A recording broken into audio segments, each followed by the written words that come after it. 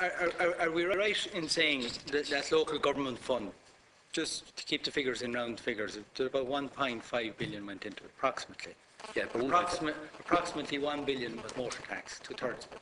About 1.1 billion. So it's fair to say two-thirds of the 439 billion that went to Irish Water went from motor tax receipts. That was all two-thirds of the fund. So,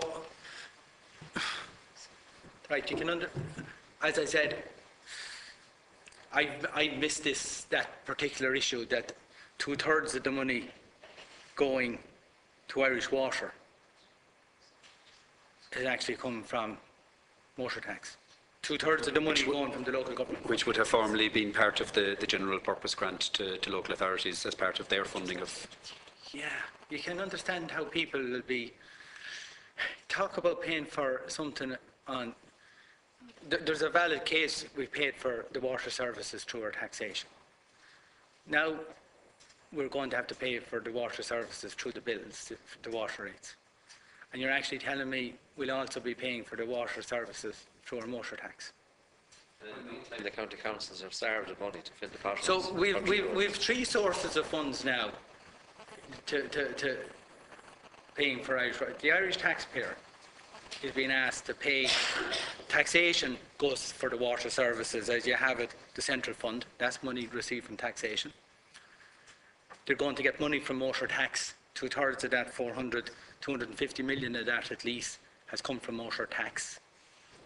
And now and we're also saying something maybe smaller than that is going to come through the water rates, through the bills they'll receive from Irish Water.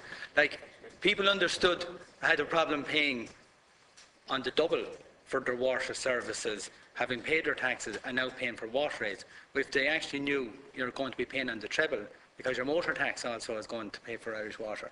It's the operating subvention to Irish Water is, in general, it comes out of taxation.